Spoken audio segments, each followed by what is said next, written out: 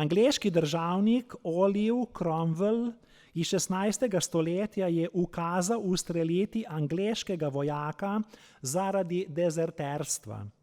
Usmrtitev naj bi se zgodila naslednji dan, ko bi večerni zvon v lokalni cerkvi odbil 6. uro.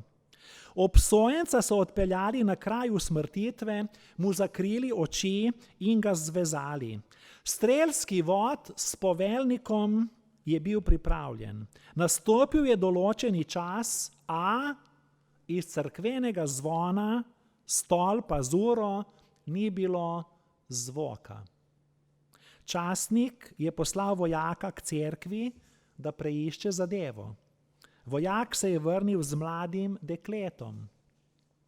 Priznala je, da se je povzpela na zvonik in s svojimi dlanmi preprečila zvonjenje, torej udarjanje zvonov.